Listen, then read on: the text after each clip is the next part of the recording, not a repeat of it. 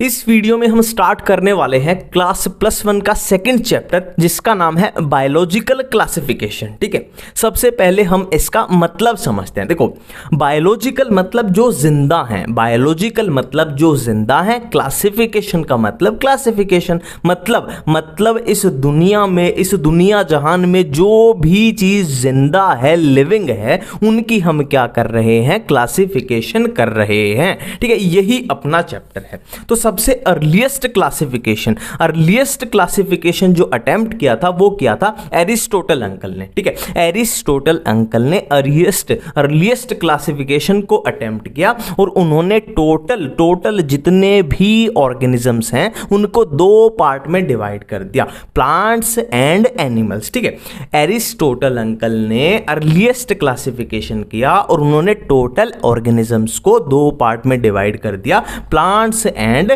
Animals. ठीक है, अब टोटल प्लांट्स को उन्होंने फर्दर 3 पार्ट में डिवाइड कर दिया, ट्री, श्रब, हर्ब, है ना, एक तरीके से बोल सकते हैं साइज के बेस पे। ठीक है, और टोटल एनिमल्स को उन्होंने 2 पार्ट में डिवाइड किया। पहले वो जिनके पास रेड ब्लड, है ना, जो ब्लड है जिनका रेड कलर का है वो हो जाएंगे इनाइमा, और जिनके पास रेड ब्लड अब्सेंट है वो हो जाएंगे अनाइमा, है ना। इसमें कंफ्यूज मत होना, ए जहां पे ए आ गया मतलब अब्सेंट, मतलब अनाइमा में ए रेड ब्लड जो होगा वो अब्सेंट होगा। ठीक है, और इनाइमा में क्या होगा, रेड ब्लड प्रेजेंट होगा। हम इसको फिर से एक बार रिपीट करते हैं। एरिस्टोटल अंकल ने अर्लीस्ट क्लासिफिकेशन किया है, उन्होंने क्या किया, टोटल ऑर्गेनिजम्स को 2 पार्ट में डिवाइड कर दिया, प्लांट्स एंड एनिमल्स। अब प्लांट्स भी फर्दर 3 टाइप के, ट्री, श्रब और हर्ब। ठीक है, एनिमल्स को 2 पार्ट में डिवाइड किया, एक तो ऐसे एनिमल्स जिनमें रेड ब्लड प्रेजेंट होगा उनको उन्होंने बोला क्या, इनाइमा, और दूसरे कैसे एनिमल्स जिनमें रेड ब्लड अब्सेंट होगा उनको क्या बोला उन्होंने, अनाइमा बोला। ठीक है, ए फॉर अब्सेंट हम याद रखेंगे। ठीक है, तो ये तो था अर्लीस्ट क्लासिफिकेशन की बात। अब अर्लीस्ट क्लासिफिकेशन जो एरिस्टोटल अंकल ने दी थी उसके बाद फर्दर फिर डेवलपमेंट होती गई और फर्दर क्या है, डिवीजन, क्लासिफिकेशन अपनी होती गई। ठीक है, तो यहां पे किंगडम्स की बात की गई है कि 2 kingdom classification, 3 kingdom classification, 4 kingdom, 5 kingdom, 6 kingdom. ठीक है, देखो ये साइंटिस्ट आपको याद होने ही चाहिए। ठीक है, इनमें से कुछ हैं जो एनसीईआरटी में नहीं दिए हुए, पर फिर भी ये आपको कि कौन सा किंगडम किसने दिया ये आपको याद होने ही चाहिए। 2 किंगडम किसने दिया, लिनियस अंकल ने, 3 किंगडम किसने दिया, हैकेल ने, 4 किंगडम किसने दिया, कोपलैंड ने, और 5 किंगडम आर.एच. विटेकर, और 6 किंगडम कार्ल वीस। ये आपको याद हर हाल में होने ही चाहिए। ठीक है, अब बारी बारी से बात करते हैं। देखो, 2 किंगडम में क्या था, प्लांट प्लस एनिमल। 3 किंगडम में प्लांट और एनिमल के साथ एक नया किंगडम जो है ऐड हो गया जिसका नाम था प्रोटिस्टा। 4 किंगडम में प्लांट भी, एनिमल भी, प्रोटिस्टा भी, एक नया किंगडम जो ऐड हुआ उसका नाम है मोनेरा। और 5 किंगडम में प्लांट भी, एनिमल भी, प्रोटिस्टा भी, मोनेरा भी, और एक नया किंगडम ऐड हो गया, फंजाई हो गया। ठीक है, ये बहुत इंपॉर्टेंट है। 5 किंगडम वाला आर.एच. विटेकर ने जो दिया ये सबसे ज्यादा इंपॉर्टेंट है, तो याद रखना यहां पे क्या ऐड हुआ है, फंजाई नया ऐड हुआ है। इस चीज को बिल्कुल ध्यान में रख के चलेंगे। 3 किंगडम में प्रोटिस्टा ऐड हुआ, 4 किंगडम में मोनेरा ऐड हुआ, 5 किंगडम में फंजाई नया किंगडम ऐड हो गया। ठीक है, नेक्स्ट है 6 किंगडम। 6 किंगडम थोड़ा अलग तरीके का है। देखो यहां पे प्लांट भी है, एनिमल भी है, प्रोटिस्टा भी है, फंजाई भी है ना। सिंपली इसमें हुआ क्या है, सिंपली इसमें चेंज क्या आया है, बिल्कुल सिमिलर इसके जैसा है, बस मोनेरा को यहां पे 2 पार्ट में डिवाइड कर दो, मोनेरा को यहां 2 पार्ट में डिवाइड कर दो, एक यू बैक्टीरिया और एक आर्की बैक्टीरिया। बाकी बिल्कुल ये 5 किंगडम के बिल्कुल सिमिलर है, कोई दिक्कत वाली बात नहीं। अब देखो हमारे माइंड में यहां पे कुछ क्वेश्चन जरूर आने चाहिए कि अगर 2 किंगडम क्लासिफिकेशन हो चुका था तो 3 किंगडम की जरूरत क्या पड़ी, और 3 किंगडम हो गया तो 4 किंगडम की क्यों जरूरत पड़ी, 4 हो गया 5 की क्यों जरूरत पड़ी। तो ये कुछ सवाल हैं जिनका हमें जवाब देना पड़ेगा। ठीक है, मतलब यहां पे सीधी सी बात है कि हमें फर्दर आगे इंप्रूवमेंट होती जा रही है, आगे जरूरत पड़ती जा रही है। तो सिंपल सी बात है, जो अर्ली क्लासिफिकेशन थी, मतलब जो पुरानी क्लासिफिकेशन हो रही थी, उनमें कुछ गड़बड़ थी, इसमें कुछ गड़बड़ थी इसलिए इसको करना पड़ा, इसमें कुछ गड़बड़ आई इसीलिए फर्दर हमें जाना पड़ा, इसमें कुछ गड़बड़ थी इसलिए इसको जाना पड़ा। ठीक है, कुछ इस तरीके की बात है। ठीक है, अब यहां पे एक बात ध्यान रखना, इसको ऐसे फ्लो में मत लगा देना कि 6 किंगडम सबसे एडवांस है, ऐसा कुछ नहीं है। सबसे जो अच्छा माना जाता है, सबसे जो वाइडली एक्सेप्टेड है वो है 5 किंगडम। हाँ, 5 किंगडम सबसे वाइडली एक्सेप्टेड है। ठीक है, तो हम बात कर रहे हैं कि फर्दर हमें क्लासिफिकेशंस की जरूरत क्यों पड़ी। मतलब सीधी सी बात है, जो अर्ली क्लासिफिकेशन थी उनमें कुछ प्रॉब्लम्स थी, प्रॉब्लम्स विद अर्ली क्लासिफिकेशन। ठीक है, तो हम उन प्रॉब्लम्स की बात कर रहे हैं। देखो, अब हम बात करने वाले हैं एक एक करके कि अर्ली क्लासिफिकेशंस में दिक्कतें क्या थी, है ना, जो हमें आगे फर्दर इसको इंप्रूव करना पड़ा। ठीक है, देखो अर्ली क्लासिफिकेशन में क्या हुआ था, उन्होंने सीधा सीधा बोला कि जिसके भी पास सेल वॉल है, जिसके पास जिस भी ऑर्गेनिजम्स के पास सेल वॉल है, उसको हमने क्या कर दिया, सीधा सीधा प्लांट में डाल दिया, उसको हमने सीधा सीधा प्लांट में डाल दिया। ठीक है, अब यहां पे दिक्कतें क्या आई, देखो बैक्टीरिया के पास सेल वॉल है, ये भी प्लांट में आ गया, ब्लू ग्रीन अलगी के पास सेल वॉल, ये भी प्लांट में, फंजाई के पास सेल वॉल, ये भी प्लांट में, ब्रायोफाइट भी प्लांट में, टेरिडोफाइट भी, जिम्नोएंजियो, मतलब देख लो आप, बैक्टीरिया भी प्लांट के अंदर है, जिम्नोस्पर्म भी प्लांट के अंदर है, मतलब कितनी सारी गड़बड़ है ना। गड़बड़ क्यों है, क्योंकि बैक्टीरिया एक यूनिसेलुलर है, टेरिडोफाइट मल्टी सेलुलर है, तो बहुत सारी ऐसी दिक्कत है। बैक्टीरिया क्या है, एक प्रोकैरियोट है, एंजियोस्पर्म क्या है, एक यूकैरियोट है, तो ये बहुत सारी दिक्कतें यहां पे पैदा हो रही हैं, है ना। इसीलिए हमें फर्दर आगे बढ़ा ना, प्रॉब्लम्स की बात करें कि ऐसी ऐसी problems I.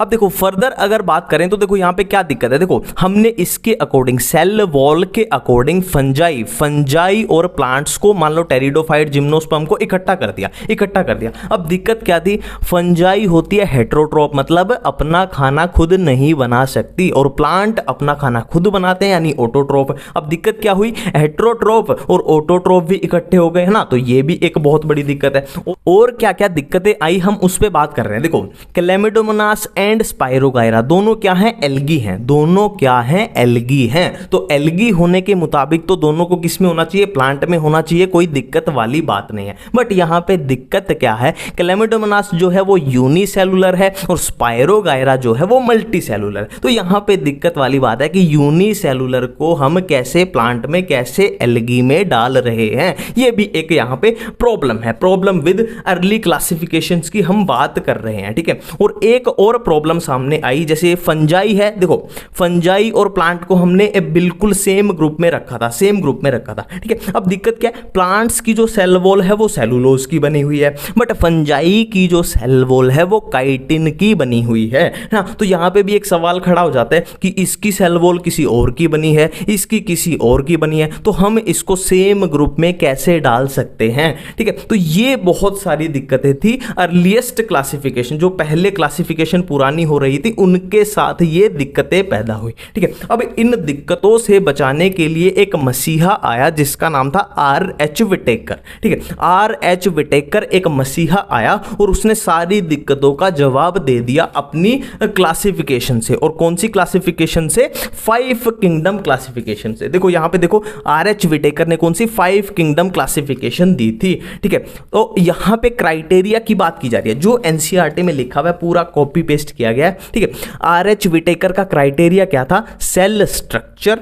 Body organisation, mode of nutrition, reproduction, phylogenic relation, ये R.H. विटेकर का क्राइटेरिया था। ठीक है, और क्लासिफिकेशन कौन सा था, 5 किंगडम, 5 किंगडम में उन्होंने डिवाइड कर दिया। कौन से 5 थे, एक मोनेरा था, एक प्रोटिस्टा, एक फंजाई, एक प्लांटी, एक एनिमलिया। ठीक है, बट हम 5 किंगडम को थोड़ा सा स्मार्ट तरीके से ऐसे डिवाइड करके पढ़ेंगे। ठीक है, डिवाइड करके कैसे, देखो ऑर्गेनिजम्स को सिंपली 2 पार्ट में डिवाइड कर दो, प्रोकैरियोट्स एंड यूकैरियोट्स। ठीक है, प्रोकैरियोट एंड यूकैरियोट, सिंपल सा हिसाब है, जिसके पास न्यूक्लियर मेम्ब्रेन एब्सेंट है वो हो जाएगा प्रोकैरियोट्स। ठीक है, और जिसके पास न्यूक्लियर मेम्ब्रेन प्रेजेंट है वो हो जाएगा यूकैरियोट्स। ठीक है, देखो करियो का मतलब होता है न्यूक्लियस के रिलेटेड। ठीक है, करियो का मतलब होता है न्यूक्लियस के रिलेटेड, और यू मतलब होता है ट्रू मतलब सच्चा, मतलब जिसमें सच्चा न्यूक्लियस प्रेजेंट है, मतलब विद न्यूक्लियर मेम्ब्रेन प्रेजेंट है,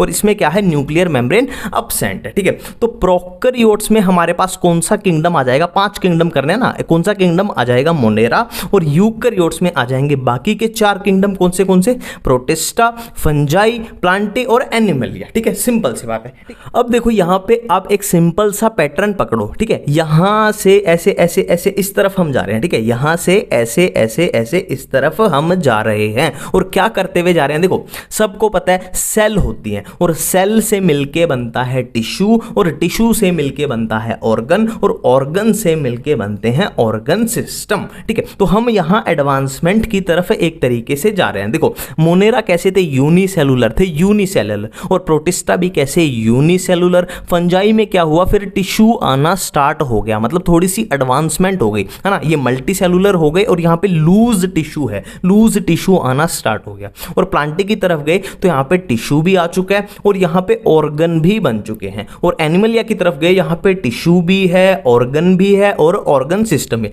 एनिमल अपना खुद का ही एग्जांपल ले लो, हमारे अंदर टिश्यू भी है, हमारे अंदर ऑर्गन भी है, जैसे ऑर्गन लगा लो, लीवर है ना, या इंटेस्टाइन है, ये सब क्या है, ऑर्गन ही तो है। और अपने पास क्या है, ऑर्गन सिस्टम भी है, जैसे अपने पास डाइजेस्टिव सिस्टम है, अपने पास रेस्पिरेटरी सिस्टम है, रिप्रोडक्टिव सिस्टम है। तो ये कुछ इस तरीके से फ्लो याद रखना, ठीक है। अब यहां पे एक 20 स्टार 25 स्टार 30 स्टार लगा लेना। एक बहुत अच्छा क्वेश्चन बनता है कि यूनिसेलुलर यूकैरियोट कौन सा होता है, यूनिसेलुलर यूकैरियोट कौन होता है, प्रोटिस्टा होता है। बहुत अच्छा क्वेश्चन है, सुपर हिट क्वेश्चन है। यूनिसेलुलर यूकैरियोट क्या होता है, प्रोटिस्टा होता है। बहुत अच्छा क्वेश्चन है, ठीक है। अब इन पे हम बारी बारी से बात करने वाले हैं। पहले हम मोनेरा पे बात करेंगे, फिर प्रोटिस्टा पे बात करेंगे, फिर फंजाई पे, फिर प्लांटी पे, फिर एनिमल पे, ठीक है। अब ध्यान देना, प्लांटी और एनिमल के लिए बिल्कुल अलग से चैप्टर बने हुए हैं। प्लांट्स के लिए तो बहुत सारे चैप्टर हैं अपने, और एनिमल के लिए भी बहुत सारे हैं। प्लांट के लिए जैसे प्लांट किंगडम हो गया, मोर्फोलॉजी इन फ्लावरिंग प्लांट हो गया, एनाटॉमी ऑफ फ्लावरिंग प्लांट हो गया, sexual reproduction in flowering plant हो गया ना, बहुत सारे अपने पूरे बायोलॉजी में भरे पड़े हैं, है ना, पूरी प्लांट फिजियो है अपनी। और एनिमल्स के लिए भी बहुत सारे चैप्टर हैं, एनिमल किंगडम है, स्ट्रक्चरल ऑर्गेनाइजेशन इन एनिमल्स है, ठीक है, पूरी ह्यूमन फिजियो भरी पड़ी है, ह्यूमन रिप्रोडक्शन है, रिप्रोडक्टिव हेल्थ है, तो बहुत सारे ह्यूमन हेल्थ एंड डिजीज है। तो इनके लिए तो पूरी बायोलॉजी इन्हीं पे अपनी बेस्ड है, ठीक है। और ये अपने इसी चैप्टर में खत्म हो जाएंगे, मोनेरा, प्रोटिस्टा, फंजाई, ठीक है। अब स्टार्ट करने वाले हैं हम मोनेरा से। जैसे जैसे एनसीईआरटी में लिखा हुआ है वैसे वैसे चलेंगे, एक एक वर्ड एक एक लाइन बिल्कुल साथ में रहना, ठीक है। देखो मोनेरा के बारे में पहली ही लाइन एनसीईआरटी में लिखी हुई है कि bacteria are the sole member, bacteria are the sole member of Monera, पहली लाइन। दूसरी लाइन कि जो बैक्टीरिया होते हैं, bacteria are most abundant microorganism, बिल्कुल क्लियर है दोनों लाइन। अब ये शेप्स दी हुई है बैक्टीरिया की, कोकस कैसी होती है, स्फेरिकल होती है, बैसिलस कैसी होती है, रोड शेप्ड होती है, विब्रियम कैसी होती है, कोमा शेप, और स्पाइरेलम स्पाइरल। बिल्कुल एक एक चीज को साथ में याद करते हुए चलेंगे, बाद के लिए छोड़ना ही नहीं है, ठीक है। अब ये एनसीईआरटी में आप पैरा लाइंस पढ़ने जाओगे तो बहुत कंफ्यूजन हो जाएगी, तो मैंने इस तरीके से डिवीजन किया है, एक एक पॉइंट एनसीईआरटी का कवर होगा। देखो मैं जान जान के बोलता हूं बार बार एनसीईआरटी एनसीईआरटी एनसीईआरटी, ताकि आपका थोड़ा फोकस बने, ध्यान बने। देखो बैक्टीरिया को दो पार्ट में डिवाइड कर दो, ऑटोट्रोफिक, हेटेरोट्रोफिक। ऑटोट्रोफिक यानी अपना खाना खुद बनाएंगे, और हेटेरोट्रोफिक मतलब वो खाने के लिए दूसरों पर डिपेंड करेंगे, ठीक है। अब एनसीईआरटी में साफ साफ लिखा हुआ है कि सम बैक्टीरिया आर ऑटोट्रोफिक और majority of bacteria are heterotrophic, मतलब एक एक लाइन अपनी कवर है, ठीक है। अब ऑटोट्रोपिक में भी दो ऑप्शन बनते हैं, या तो फोटोसिंथेटिक हो या कीमोसिंथेटिक हो। देखो फोटो सिंथेटिक का मतलब होता है सिंपल बनाना, सिंथेटिक का मतलब सिंथेसिस का मतलब होता है बनाना, फोटो मतलब लाइट का यूज करके बनाना, मतलब खाना बनाना, और कीमोसिंथेटिक मतलब कीमो मतलब केमिकल रिएक्शंस, और सिंथेटिक मतलब सिंथेसिस मतलब केमिकल रिएक्शंस का यूज करके फूड का सिंथेसिस करना। अब केमिकल रिएक्शन एनसीईआरटी में साफ साफ लिखी हुई है, कौन सी, ऑक्सीडेशन ऑफ, जैसे नाइट्रेट्स की ऑक्सीडेशन, नाइट्राइट्स की ऑक्सीडेशन, अमोनिया की ऑक्सीडेशन, इस तरीके की केमिकल रिएक्शन में कीमोसिंथेटिक में होती है। क्लियर बात है। अब नेक्स्ट चलते हैं, एक लाइन ये एनसीईआरटी में लिखी हुई है, इसको भूल मत जाना, मैं फिर से बोल रहा हूं, 5 स्टार 10 स्टार लगा लो, लिखी हुई है एज ए ग्रुप बैक्टीरिया क्या है, मोस्ट एक्सटेंसिव मेटाबॉलिक डाइवर्सिटी होती है ना, एज ए ग्रुप बैक्टीरिया की, है ना, बैक्टीरिया की मोस्ट एक्सटेंसिव मेटाबॉलिक डाइवर्सिटी होती है। क्लियर बात है। अब एक नेक्स्ट चलते हैं हम आर्की बैक्टीरिया के, जो आर्की बैक्टीरिया का एनसीईआरटी में एक पैरा दिया हुआ है, उसको एक ही पैरा में निपटा निपटा देते हैं, एक एक लाइन पूरी कवर होगी। आर्की बैक्टीरिया की खास बात क्या है? लिव इन हार्श हैबिटेट, मतलब ये हार्श हैबिटेट मतलब जहां पे पूरी एक्सट्रीम कंडीशन होती है ना, वहां पे रहते हैं। और ये ऐसा क्यों कर पाते हैं? क्योंकि इनकी सेल वॉल की स्ट्रक्चर नॉर्मल बैक्टीरिया से अलग होती है, इनकी सेल वॉल की स्ट्रक्चर थोड़ी खास होती है, इसलिए ये हार्श हैबिटेट, हार्श कंडीशन को झेल पाते हैं। अब हार्श कंडीशन 3 टाइप की बात की गई है कि हेलोफाइल्स मतलब जहां बहुत ज्यादा सॉल्टी कंडीशन होगी, थर्मो एसिड से थर्मो से याद आ जाएगा हॉट स्प्रिंग, जहां पे बहुत ज्यादा टेंपरेचर होगा, और मिथेनोजीन्स मतलब जो मार्शी एरिया में रहेंगे, मतलब जहां मिथेन रिलीज होती है वहां पे। ठीक है, अब ये बहुत इंपॉर्टेंट दिया गया है कि बहुत सारे नहीं बोला, बहुत सारे रूमिनेंट्स जैसे कैटल, बफेलो, उनके गट में एक बैक्टीरिया होता है आर्की बैक्टीरिया मिथेनोजीन, ये मिथेनोजीन। अब मिथेनोजीन क्या करता है? वो बायोगैस या मिथेन की प्रोडक्शन करता है ना, कहां से? From the Dang of ruminant animal, methane या बायोगैस की प्रोडक्शन करता है। ठीक है, अब नेक्स्ट हम करने वाले हैं सियानोबैक्टीरिया। सियानोबैक्टीरिया का दूसरा नाम क्या होता है? Blue green algae, blue green algae. ठीक है, और इसके एग्जांपल है नोस्टोक, एनाबिना, याद रख लेना, वैसे ये मिनरल न्यूट्रिशन में भी आ जाएंगे। ठीक है, अब आपको पूछना चाहिए कि इसके नाम के पीछे ये एल्गी क्यों आ रहा है ना, ये आपको पूछना चाहिए कि इसके नाम के पीछे ये एल्गी क्यों आ रहा है। तो मैं आपको बोलूंगा कि इसके नाम के पीछे एल्गी इसलिए आ रहा है क्योंकि इसमें जो पिगमेंट्स होते हैं वो प्लांट्स के थोड़े रिलेटेड होते हैं। जैसे प्लांट्स में क्लोरोफिल ए पाया जाता है, तो सियानोबैक्टीरिया में भी क्या है? क्लोरोफिल ए पाया जाता है ना। तो कुछ इस तरीके से इसको याद रखना है। ठीक है, कैसे होते हैं सियानोबैक्टीरिया? फोटोसिंथेटिक ऑटोट्रोफ्स होते हैं। देखो पहला पॉइंट क्या है? इनमें क्लोरोफिल ए प्रेजेंट है। अब क्लोरोफिल ए है ना, ये फोटोसिंथेटिक तो है ही, फोटोसिंथेसिस तो कर ही रहे हैं, तो सिंपल सी बात है, फोटोसिंथेसिस मतलब ये अपना फूड खुद बना रहे हैं, अपना खाना खुद बना रहे हैं, इसलिए क्या हो गए? ऑटोट्रोफिक। फोटोसिंथेटिक है, ऑटोट्रोफ्स हैं, और क्लोरोफिल ए इनके पास प्रेजेंट है। 3 क्वेश्चन तो अपने यही बन गए। अब फर्दर चलते हैं कि एनसीईआरटी में क्या दिया हुआ है। सियानोबैक्टीरिया कैसे होते हैं? यूनिसेलुलर होते हैं, तो इसमें भी कुछ भी याद करने की जरूरत नहीं है। सियानोबैक्टीरिया हम किसके अंदर पढ़ रहे हैं? मोनेरा के अंदर पढ़ रहे हैं, तो सिंपल सी बात है, मोनेरा सारे कैसे थे? यूनिसेलुलर थे, तो ऑटोमेटिकली ये भी क्या है? यूनिसेलुलर है। ठीक है, अब यहां पे एक ये है कि ये कॉलोनियल भी हो सकते हैं, ये फिलामेंटस भी हो सकते हैं। एक तरीके से इनकी अरेंजमेंट की, स्ट्रक्चर की, शेप की बात की गई है कि कॉलोनियल या फिलामेंटस हो सकते हैं। अब ये एक सुपरहिट क्वेश्चन है। देखो इस डायग्राम को देखते चलो और सारे पॉइंट अब अपने खत्म हो जाएंगे। सराउंडेड बाय जिलेटिनस शीथ, देखो ये जो ब्लू कलर की इसमें दिख रही है, ये एनसीईआरटी का डायग्राम है, ये ब्लू कलर की है, ये अपनी क्या है? Gelatinous sheath. कि इनके अराउंड क्या होती है? इनकी अराउंड क्या होती है? जिलेटिनस शीथ प्रेजेंट होती है। ठीक है, often form Bloom in water, ये सिंपल सा मत है। देखो ब्लूम का मतलब होता है एक तरीके से एक्सेसिव ग्रोथ। ब्लूम का मतलब अगर आप देखोगे तो इसका मतलब होता है एक्सेसिव ग्रोथ। तो सिंपल सी बात है, सियानोबैक्टीरिया या ब्लू ग्रीन एल्गी की जब पानी में एक्सेसिव ग्रोथ हो जाए उसी को हम बोलते हैं क्या? ब्लूम एक तरीके से बोल रहे हैं। ठीक है, नेक्स्ट है fix atmospheric nitrogen in specialised cell heterocyst. अब एटमॉस्फेरिक नाइट्रोजन को ये कैसे फिक्स करते हैं वो आप टेंशन छोड़ दो, वो अपना मिनरल न्यूट्रिशन में पूरा कंसेप्ट से कवर हो जाएगा। यहां पे बस अपने को करना है, देखो ये अपना क्या है? Blue green algae. अब ब्लू ग्रीन एल्गी में क्या है? स्पेशल सेल प्रेजेंट है, हेट्रोसिस्ट। जैसे ये एक हेट्रोसिस्ट है, ये भी हेट्रोसिस्ट है, तो हेट्रोसिस्ट के अंदर क्या होती है? नाइट्रोजन की फिक्सेशन होती है। कैसे होती है, कब होती है, वो हम मिनरल न्यूट्रिशन में अच्छे तरीके से कवर कर लेंगे। अब ये कुछ एनसीईआरटी के पॉइंट्स दिए हैं जो मैंने बिल्कुल अलग से लिख दिए, इनको हम हमेशा याद रखेंगे। ठीक है, देखो इसमें क्या है? हेट्रोट्रोफिक बैक्टीरिया जो होते हैं वो मोस्ट अबंडेंट बैक्टीरिया होते हैं। पहला point, heterotrophic bacteria most abundant bacteria होते हैं, पहला पॉइंट। दूसरा पॉइंट कि जो हेट्रोट्रोफिक बैक्टीरिया होते हैं उनमें क्या होते हैं? मेजोरिटी कैसे होते हैं? डीकंपोजर्स होते हैं। हेट्रोट्रोफिक बैक्टीरिया में मेजोरिटी कैसे होते हैं? डीकंपोजर्स होते हैं, दूसरा पॉइंट। तीसरा पॉइंट कि जो हेट्रोट्रोफिक बैक्टीरिया हैं वो उनका काम क्या होता है? वो किस काम में आते हैं, उनका यूज क्या है, helpful in making curd, antibiotics, nitrogen fixing in legumes. इसको बिल्कुल भी याद मत करो, ये अपना फर्दर अगले चैप्टरों में कवर हो जाएगा, कोई दिमाग पे जोर नहीं डालना है आप, ठीक है। और some common bacterial disease, cholera, typhoid, tetanus, citrus canker, इसको भी मैं बोल रहा हूं बिल्कुल भी याद मत करो। कुल मिला के ये पैरा एनसीईआरटी में था इसलिए यहां पे कवर कर दिया, पर इसमें कुछ भी मत याद करो, ये अपना फर्दर अगले चैप्टरों में ऑटोमेटिकली कवर हो जाएगा अच्छे तरीके से, ठीक है। अब एनसीईआरटी में नेक्स्ट पेज पे आ जाते हैं। नेक्स्ट पेज पे आपने क्या दिया हुआ है, रिप्रोडक्शन इन बैक्टीरिया दिया हुआ है और एक माइकोप्लाज्मा दिया हुआ है। तो पहले करते हैं रिप्रोडक्शन इन बैक्टीरिया, है ना। जो जो लिखा हुआ है इससे अलग आपको एक भी पॉइंट मिलेगा ही नहीं एनसीईआरटी में।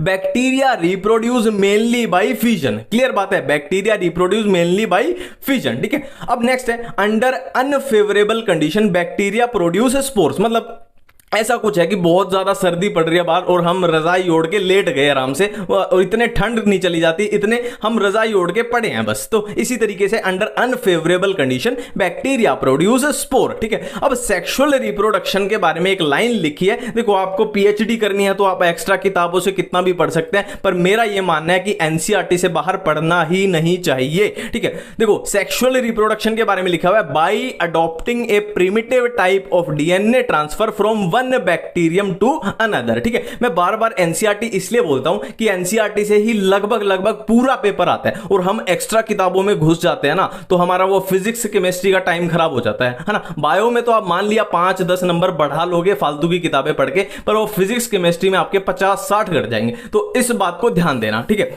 और अब मोनेरा हम खत्म करने जा रहे हैं, ये लास्ट है माइकोप्लाज्मा। मोनेरा के बाद हम चलेंगे कहां, प्रोटिस्टा में। माइकोप्लाज्मा के बारे में ये 4 ही पॉइंट एनसीईआरटी में लिखे हुए हैं। पहला पॉइंट सेल वॉल इनमें अब्सेंट होती है। दूसरा पॉइंट स्मॉलेस्ट लिविंग सेल है माइकोप्लाज्मा। तीसरा point can survive without oxygen, ठीक है। Fourth point many mycoplasma are pathogenic.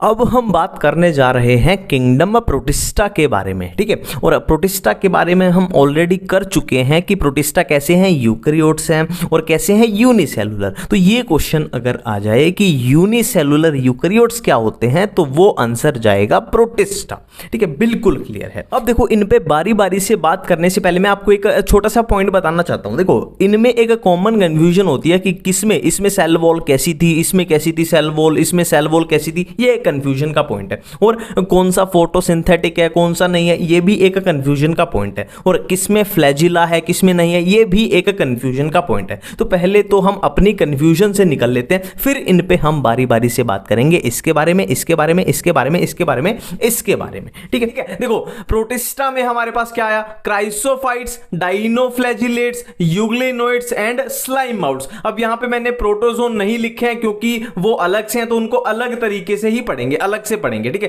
Chrysophytes, dinoflagellates, euglenoids, slime माउट्स, ठीक है।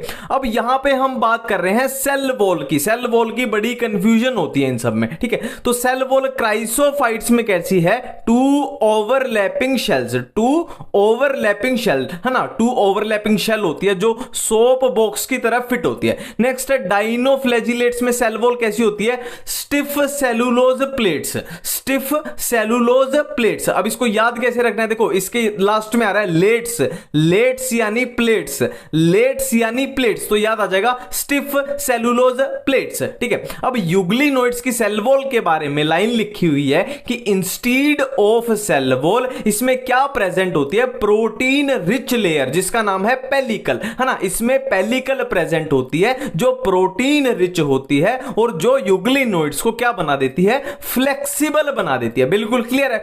स्लाइम माउट्स में सेल वॉल के बारे में सिर्फ ये इतना सा लिखा हुआ है कि स्पोर हैव ट्रू वॉल, सिर्फ ये लाइन याद रखनी है, spore have true wall. Cell wall की कंफ्यूजन बिल्कुल क्लियर। अब नेक्स्ट कंफ्यूजन, ये एक एक पॉइंट एनसीईआरटी में लिखा हुआ है इसलिए मैं बार बार बता रहा हूं, ठीक है। एनसीईआरटी एनसीईआरटी एनसीईआरटी ये लिखे हुए हैं। देखो chrysophytes mostly photosynthetic, dinoflagellates mostly photosynthetic, euglenoids, यहां पे यूग्लिनोइड्स के बारे में खास बात क्या है कि जब सनलाइट प्रेजेंट होगी तो ये फोटोसिंथेटिक की तरह बिहेव करेंगे, और सनलाइट जब अब्सेंट होगी तो ये हेटेरोट्रोपिक बन जाएंगे। क्लियर बात है। स्लाइम माउल्ड्स में लिखा हुआ है कि ये सेप्रोफिटिक होते हैं, saprophytic, S for slime माउल्ड्स, S for saprophytic. और फ्लैजिला की अगर बात करें तो क्राइसोफाइट्स और स्लाइम माउल्ड्स में एनसीईआरटी में कहीं भी फ्लैजिला का जिक्र नहीं किया गया है। ठीक है, अब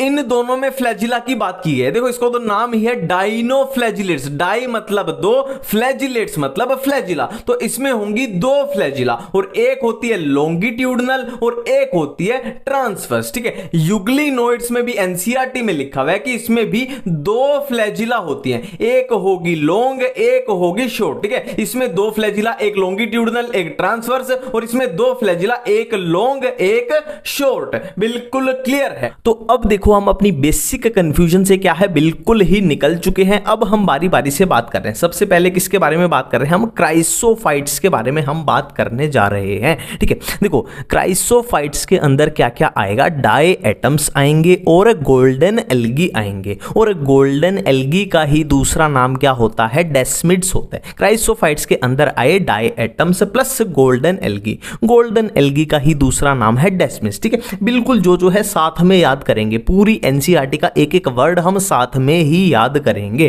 ठीक है, अब ये है सेल वॉल वाली कंफ्यूजन जिससे हम ऑलरेडी निकल चुके हैं। ओवरलैपिंग शेल सोप बॉक्स की तरह फिट होती है। ठीक है, cell wall form overlapping shell which fit together as in soap box. ठीक है, ये सेल वॉल सी कंफ्यूजन से हम निकल चुके हैं। ठीक है, अब ये क्या है? फाउंड इन फ्रेश वाटर या मरीन वाटर। ये फ्रेश वाटर में भी हो सकते हैं और मरीन वाटर में भी पाए जा सकते हैं, एनसीईआरटी की लाइन है। ठीक है, नेक्स्ट एक बहुत इंपॉर्टेंट इसमें लाइन आती है कि float passively in water currents. ठीक है, float passively in water currents, और इनको क्या बोलते हैं? प्लैंकटन बोलते हैं। मतलब क्या है? पानी के बहाव के साथ एक तरीके से बोल सकते हैं ये बहते रहते हैं, और मोस्टली फोटोसिंथेसिस होती है ना, वो हम ऑलरेडी कंफ्यूजन में कर चुके हैं। ठीक है, अभी यहां पे एक बहुत इंपॉर्टेंट पॉइंट इसमें अपने को याद रखना है कि इनकी वॉल्स में, सेल वॉल्स में क्या होती है? सिलिका होती है। इस पॉइंट पे 10 स्टार 20 स्टार लगा लेना, क्योंकि इसका क्राइसोफाइट्स का सबसे सुपर हिट क्वेश्चन क्या है? ये सिलिका वाला है।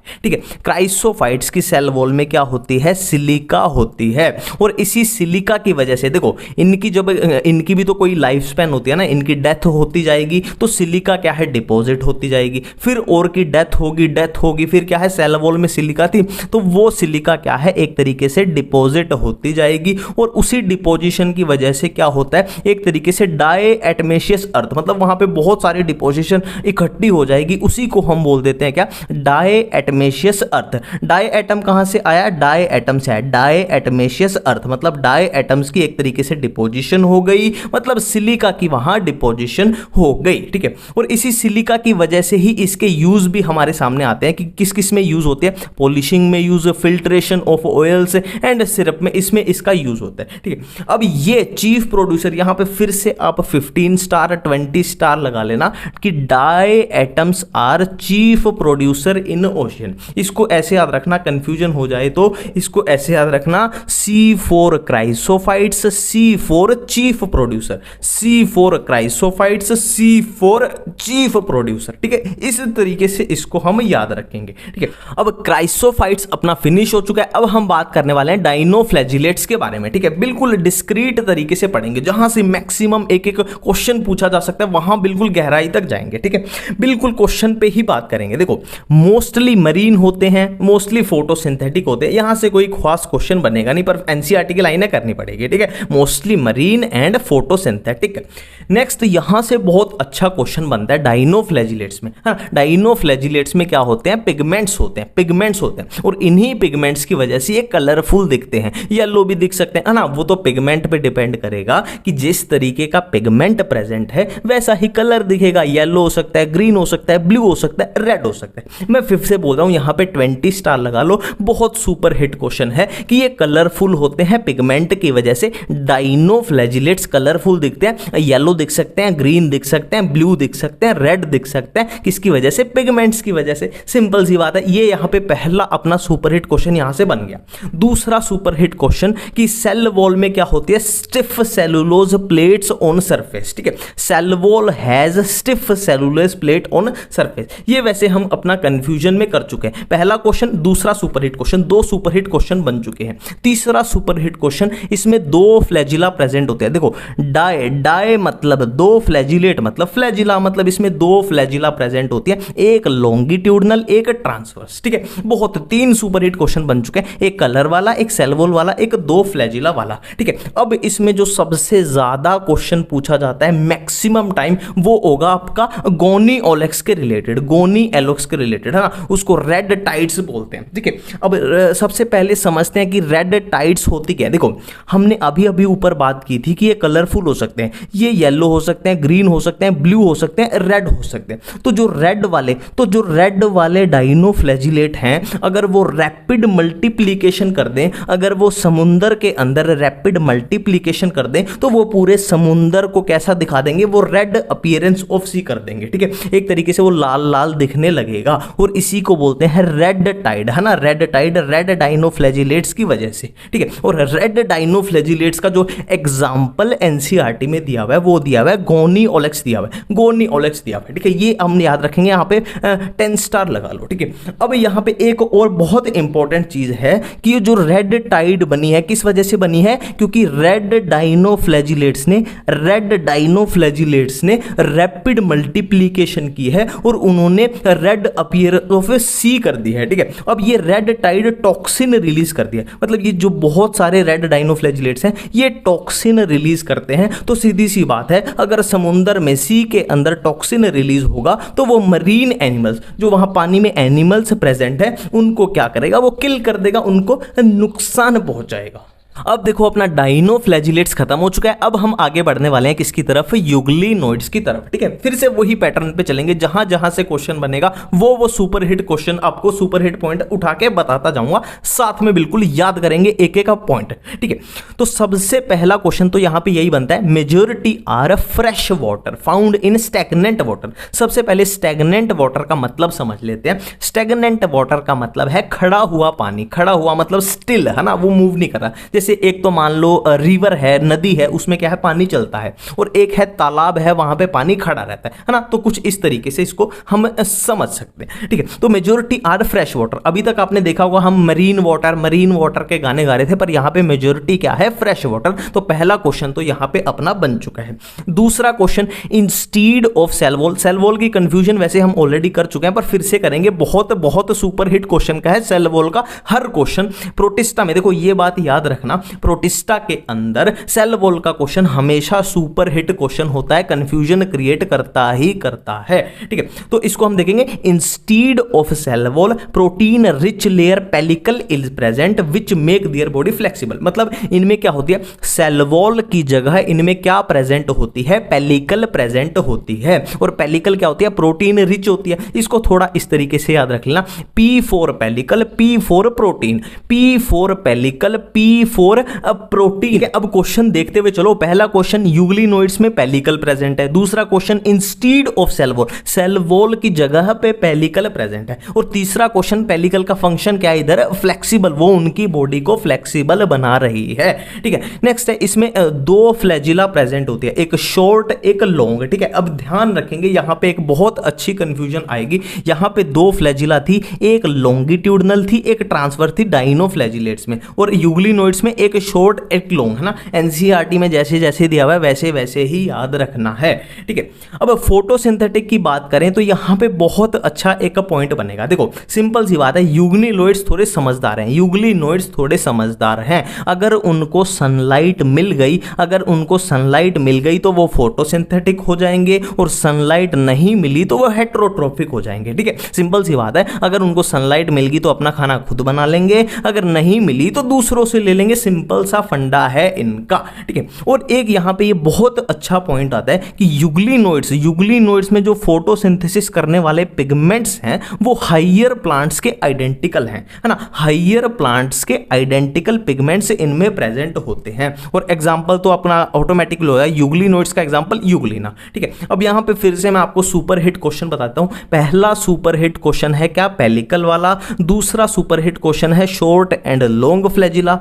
तीसरा तीसरा सुपरहिट क्वेश्चन है कि ये फोटोसिंथेटिक भी हो सकते हैं, हेट्रोट्रोफिक भी हो सकते हैं। और चौथा सुपरहिट क्वेश्चन है कि इनके पिगमेंट्स हाइयर प्लांट के क्या है, आइडेंटिकल होते हैं। ठीक है, बिल्कुल अच्छे तरीके से इसको हम करेंगे। ठीक है, अब यूग्लिनोइड्स के बाद हम चलते हैं किस पे, स्लाइम माउल्ट्स पे चलते हैं। अब हम चलते हैं स्लाइम माउल्ट्स में। स्लाइम माउल्ट्स में ऐसा कोई खास क्वेश्चन नहीं बनता, ऐसा इसमें कोई खास क्वेश्चन नहीं है। बस एक ही चीज आपको मेनली याद रखनी है, एक ही चीज है कि ये सूटेबल कंडीशन के अंदर प्लाज्मोडियम की फॉर्मेशन करेंगे और अनसूटेबल कंडीशन में स्पोर्स की फॉर्मेशन करेंगे। इसको भी वैसे याद नहीं करना, ये ऑटोमेटिकली अपना याद हो जाएगा। देखो, जब भी स्पोर की फॉर्मेशन होती है ना, स्पोर की मतलब ये याद करके चलो कि स्पोर एक प्रोटेक्टिव स्ट्रक्चर होती है। तो प्रोटेक्टिव स्ट्रक्चर हम कब बनाएंगे, सिंपल सी बात है, अनसूटेबल कंडीशन में। तो सूटेबल ऑटोमेटिकली हो जाएगा प्लाज्मोडियम। ठीक है, यहां पे एक बहुत अच्छा यही क्वेश्चन एक बनता है कि सूटेबल कंडीशन के अंदर स्लाइम मोल्ड क्या बनाएंगे, प्लाज्मोडियम बनाएंगे, और अनसूटेबल कंडीशन में ये स्पोर्स की फॉर्मेशन करेंगे।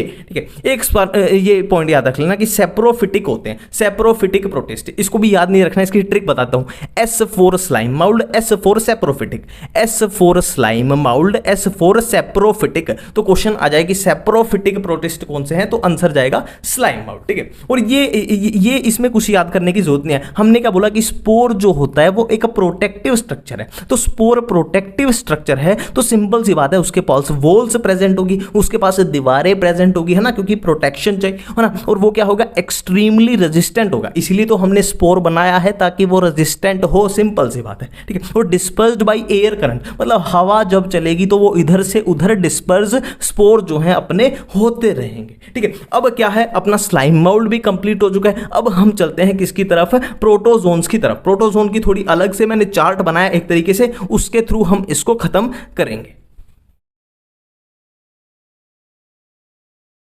अब हम करने वाले हैं प्रोटोजोन्स। देखो, जो भी आपकी एनसीईआरटी में प्रोटोजोन्स के बारे में दिया हुआ है वो यहां पे पूरा कॉपी पेस्ट हो चुका है। ठीक है, सबसे पहले प्रोटोजोन के इंट्रोडक्शन में 3 ही पॉइंट है कि प्रोटोजोन्स जो होते हैं वो हेटेरोट्रोफिक होते हैं, और हेटेरोट्रोफिक होंगे तो या तो प्रीडेटर होंगे या पैरासाइट होंगे। ठीक है, अब प्रोटोजोन्स के बारे में एक बहुत इंपॉर्टेंट लाइन है कि protozoans are the primitive relative of animals. Clear है इतनी बात। अब देखो, ये 4 टाइप के हैं protozoan, amoeboid, flagellated, ciliated and sporozoan. सबसे पहले एमीबोइड। देखो, एमीबोइड में प्रीडेटर होता है अमीबा। अमीबा प्रीडेटर क्यों है, तो क्योंकि ये क्या करता है, ये स्यूडोपोडिया का यूज करता है, मतलब फॉल्स फूट, एक तरह से अपने शिकार को कैप्चर करने के लिए स्यूडोपोडिया का यूज करता है। और एक पैरासिटिक का एग्जांपल दिया हुआ है एंट अमीबा, है ना, उसमें खाली ये लिखा हुआ है कि एक पैरासिटिक होता है एंट अमीबा, बस खत्म। ठीक है, अब एक एनसीईआरटी में इंपॉर्टेंट पॉइंट लिखा है कि सिलिका शेल्स ऑन सरफेस, इनके सरफेस पे सिलिका की शेल होती है। ठीक है, नेक्स्ट है फ्लैजिलेटेड। फ्लैजिलेटेड नाम से ही पता लग रहा है कि इनमें फ्लैजिला प्रेजेंट होगी, सिंपल सी बात है। और इसका एक एग्जांपल दिया हुआ है ट्रिपैनोजोमा, और ट्रिपैनोजोमा कौन सी डिजीज कॉज करता है, स्लीपिंग सिकनेस। इतनी बात क्लियर है, इससे ज्यादा कुछ है ही नहीं। नेक्स्ट है सिलिएटेड। अब सिलिएटेड जो होते हैं वो एक्टिवली मूविंग होते हैं, तो इसके नाम से ही पता लग रहा है कि इनमें सीलिया प्रेजेंट होगी, तो ये सीलिया की हेल्प से क्या करेंगे, एक्टिव मूवमेंट करेंगे। ठीक है, अब इनमें एक कैविटी होती है, हैव कैविटी, इनमें एक कैविटी होती है जिसको बोलते हैं गलट बोलते हैं, जिसको गलट बोलते हैं। ठीक है, अब ये सीलिया की हेल्प से कोऑर्डिनेटेड मूवमेंट करेंगे तो क्या होगा, जो वाटर है वो इस कैविटी यानी गलट में भर जाएगा, है ना। ये एनसीईआरटी में लिखा हुआ है और इसका एग्जांपल पैरामीशियम। क्लियर बात है। अब स्पोरोजोन, स्पोरोजोन के बारे में सिंपल सी बात है, प्लाज्मोडियम इसमें होता है, और प्लाज्मोडियम तो हमें पता ही है क्या है, मलेरियल पैरासाइट होता है, मलेरिया कॉज करता है। क्लियर है। अब देखो, ये एनसीईआरटी के डायग्राम है। ठीक है, पूरी एनसीईआरटी को ही कवर करेंगे, एक एक डायग्राम सब कुछ करेंगे। ठीक है, देखो, ए है डाइनोफ्लैजिलेट्स, ये है डाइनोफ्लैजिलेट्स। इसको हमने कैसे पहचाना, देखो सेल वॉल कैसी होती थी इनमें, स्टिफ सेलुलोज प्लेट। तो ये दिख रही है ना, सेल वॉल कैसी दिख रही है, स्टिफ सेलुलोज प्लेट दिख रही है, और फ्लैजिला भी दिख रही है, तो ये अपने को पहचान में आ जाएगा। बी है यूग्लिना, ये है यूग्लिना। इसको कैसे पहचाना, देखो 2 फ्लैजिला होती हैं, एक छोटी होती है और एक लंबी, एक लॉन्ग फ्लैजिला, एक शॉर्ट फ्लैजिला। क्लियर है। नेक्स्ट है स्लाइम माउल्ड, इसको कैसे पहचानेंगे, देखो स्लाइमी, स्लाइमी स्लाइमी क्या होता है, जैसे कीचड़ जैसा है ना, पानी जैसा, कीचड़ जैसा, तो इसमें पानी सा भरा है, इसको ऐसे पहचान लेना कि इसमें स्लाइमी सा है, तो ये हो गया स्लाइम माउट्स। नेक्स्ट है पैरामीशियम, जो हम प्रोटोजोन में आगे करने वाले हैं, पर फिर भी इसमें बता देता हूं मैं, ये सिलिएटेड के अंडर आता है, तो ये कैसे पहचाना जाएगा, देखो कि ये इसके चारों तरफ कितनी है सीलिया सीलिया सीलिया सीलिया सीलिया बनी हुई है, तो पैरामीशियम को पहचान लेंगे हम सीलिया के बेस पे।